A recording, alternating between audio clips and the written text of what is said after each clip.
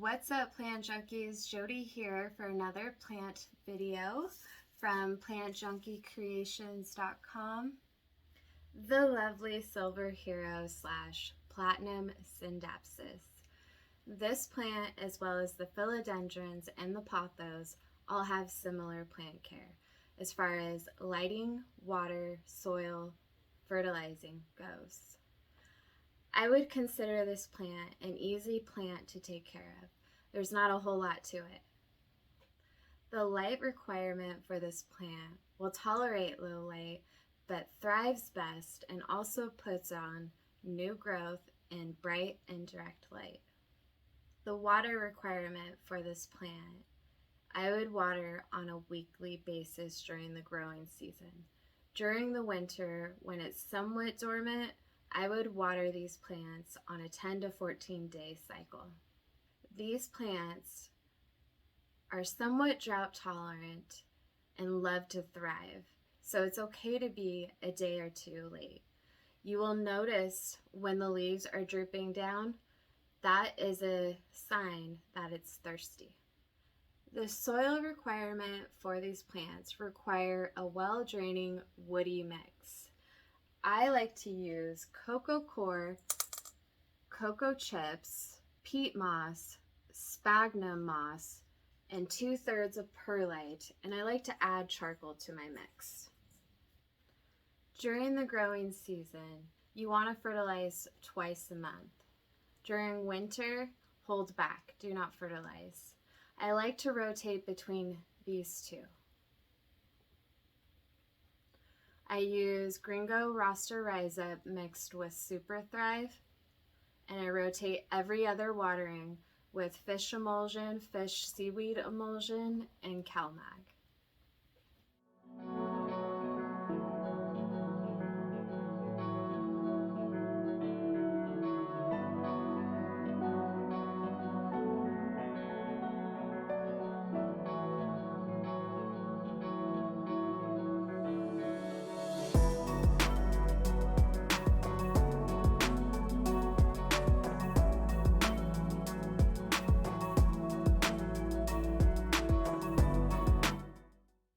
I also have a short video in my feed or a link up above about the basics of propagating.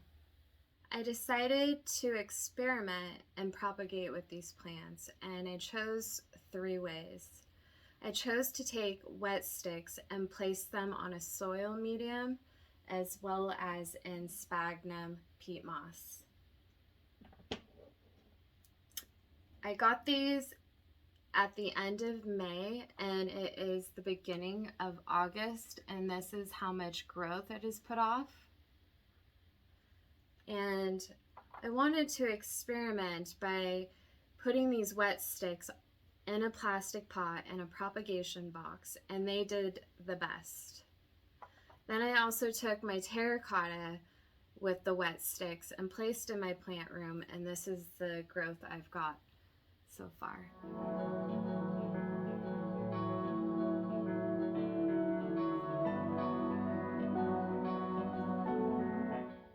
For my sphagnum peat moss, this is the growth that I received.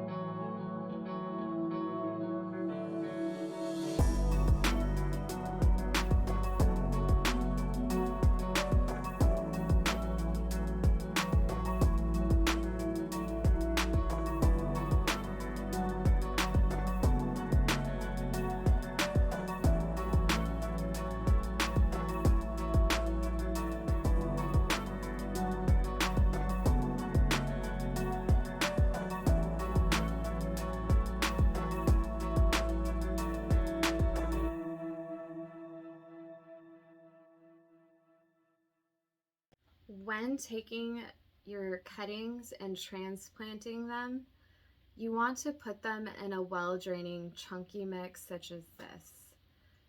You don't want to pack it down, just let the water do its thing naturally by packing it down on its own. I would place these propagations that have just been transplanted in a propagation box under some grow lights.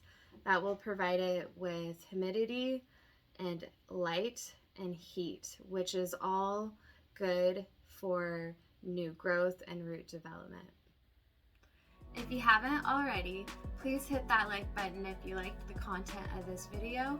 Also be sure to subscribe to my channel for more plant involved videos.